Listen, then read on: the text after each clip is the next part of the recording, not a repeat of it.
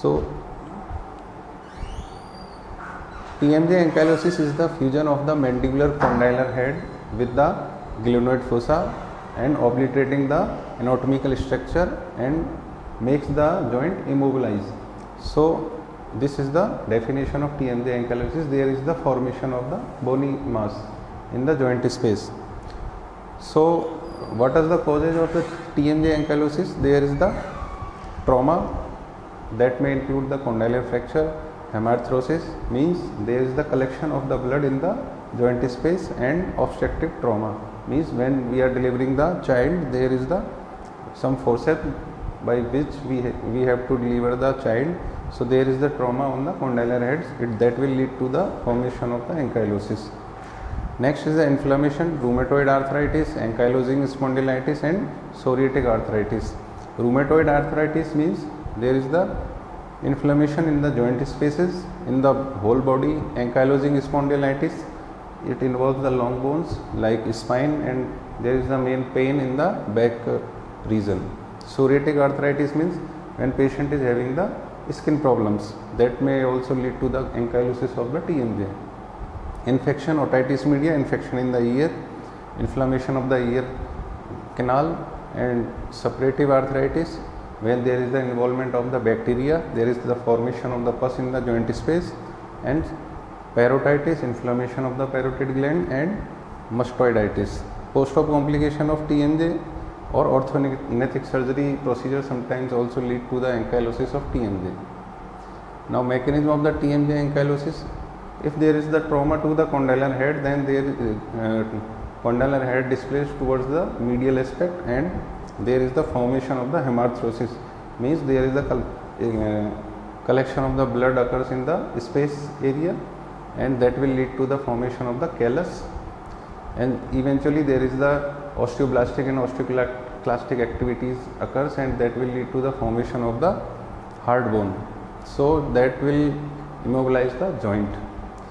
And if in spite of trauma, if there is infection in the joint space, then there is the fibrocartilaginous resorption of the condylar area, and there is the disc involvement, and again there is the callus formation and fibrous, or that all will lead to the formation of the fibrous or bony ankylosis.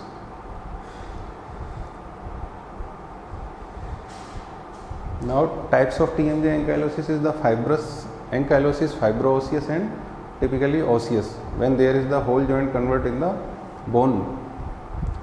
Now Schwanni has classified the TMJ joint into on the basis of the axial radiographs in the 4 categories, that is type 1, 2, 3 and 4. What happened in type 1? Type 1 is the flattening or deformity of the condyle with little joint space seen in the radiograph, as you can see in the axial view of the CT scan. And type 2, bony fusion of the outer edge of the articular surface, but no fusion within deeper area of the joint. So type 1 in the left joint space, this is the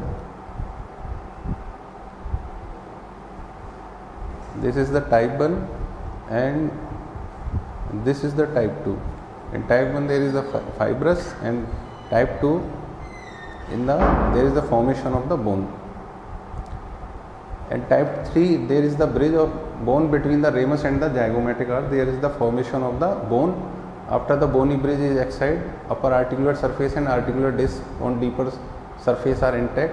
Also a condyle of reduced size and slightly medial to its normal anatomic position exists and is functional, as you can see in the axial view of the CT scan. There is the bridge in between the zygomatic arch and the condylar head, and formation of the bone on the medial aspect as well as the lateral aspect of the ramus.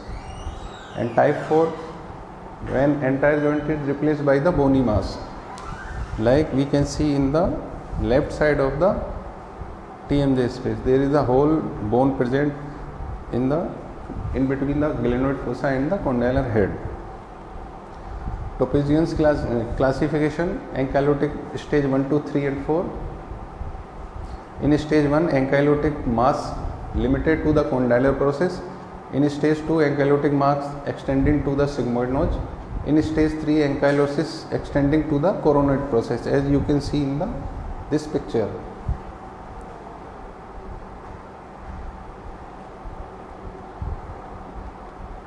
Now comes on the clinical feature of the ankylosis.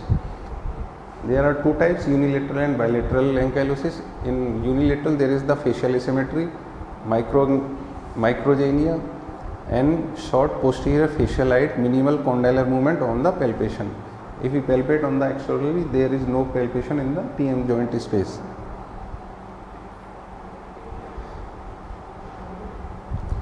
Extraoral features, bird face deformity, that is also known as the Andy gum deformity, convex profile facial, retrognathic mandible, obtuse cervicomental angle and marked decreased lower facial height.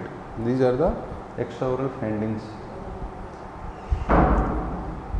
Intraoral features, midline shift toward the affected side and class 2 malocclusion, crossbite, limited mouth opening, neglected oral hygiene with caries and periodontal problems. Now comes on the radiographic features, narrowing of joint space in the fibrous ankylosis, total joint space obliteration in bony ankylosis, there is no space in bony ankylosis in between the joint, short ramal height, prominent antigolian notch, crowding in lower teeth, elongated coronoid process of the coronoid process may be unilateral or bilateral and elongated. This is the OPG showing the elongation of the coronoid process in bilateral in right as well as in the left side. Both sides there is the elongation of the coronoid process. Now CT scan showing there is this is the fibrous ankylosis with elongation of the coronoid process. This is again elongation of the coronoid process and fibrous union between the space in the condylar head and the glenoid fossa. Now Kavan's protocol, he has given some treatment protocols for the treatment of the condylar head fracture. So that will lead to the formation of the ankylosis. So initially what Kavan says, he says that we require early surgical intervention. Then next he says aggressive resection. At least we have to create a gap arthroplasty by which we have to create 1 to 1.5 centimeter of space in the by removing the bony chunk from the space, joint space. Now ipsilateral coronoidectomy and temporalis myotomy. In most cases there is always association of elongated coronoid process after carrying out gap arthroplasty.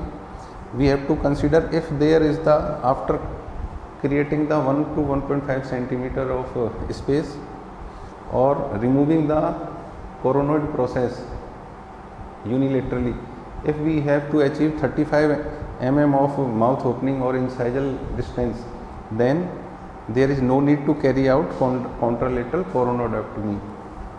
We have to cut only single side coronoid. Fourth point, what he says that if maximum incisal opening is less than 35 mm, then we have to go to the opposite side coronoidectomy. We have to remove the coronoid process of the opposite side. Then lining of the glenoid fossa region with temporalis fascia, that is the interpositional gap arthroplasty. Then reconstruction of the ramus with a costochondral graft, early mobilization and aggressive physiotherapy for the period of at least 6 months and regular follow-up terms. After that we have to carry for the cosmetic surgery, that in the form of the destruction osteogenesis or some orthognathic surgeries. Surgical approaches to TMJ, that is the preauricular incision. This is the preauricular incision with extended in the form of Alcaid-Bramley incision. Post-auricular, endural incision, coronal incision and post-ramal. These are the different types of approaches for the surgery for the TMJ. Then options: high condylectomy, gap arthroplasty, interpositional arthroplasty. High condylectomy means we have to shave or cut the head of the condylar process. It indicated in the fibrous cases when there is the formation of the fibrous. Gap arthroplasty, we have to perform 1 to 1.5 centimeter of gap in between the joint space between the glenoid fossa and the condylar head. And this is the radiograph showing this is the joint space. We have to remove the condylar head. This is we have to create 1 to 1.5 centimeter gap in between the glenoid fossa and the head of the condylar process.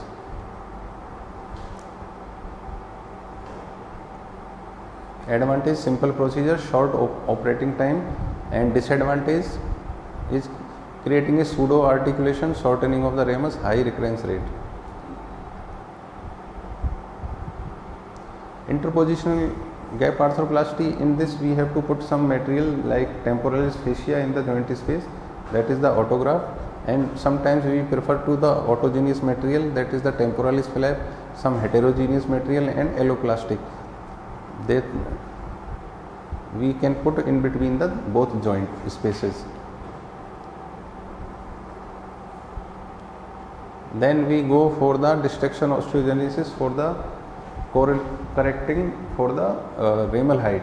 We put the dissection osteogenesis for the procedure. Post-op treatment, after surgery, a pressure dressing applied with the bandage, drainage placed, patient is kept on the medicine for 7 to 10 days and dressing is changed after 24 hours. Active physiotherapy, remove skin stitches after 5 to 7 days. Post-op physiotherapy, we start for the mouth opening exercises, and these are the photographs for the incision for the surgical procedure, and suturing, this is the incision, exposure, checking the mouth opening, this is the fascia, this is space created by the incision, and this is closure suture. Post-op complication, extraoral scar, infection, open wide anesthesia, paresthesia of the nerve damage, Rett syndrome, weakness, auditory meatus infection, and recurrence of ankylosis. These are the references, and this is enough for today.